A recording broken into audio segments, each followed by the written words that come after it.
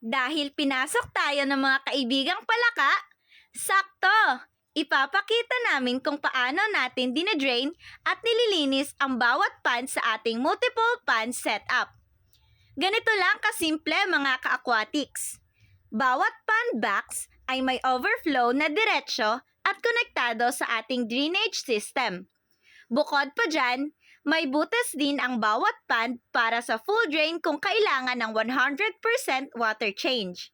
Mapapansin ninyo, nakaipit ang ating trapal gamit ang pinutol na PVC pipe na nakadikit sa PVC elbow na nakaabang sa ilalim ng lupa. Dahil dito, siguradong leak-proof at secure kahit ilang beses pa tayo mag-drain ng ating pan. Ang kagandahan pa nito, sobrang bilis lang mag-wash out ng tubig. Tatanggalin lang natin ang tubo sa overflow at ilang minuto lang, ubos na agad ang laman ng pan na dinidrain natin nang hindi maapektuhan ang iba pa nating pans.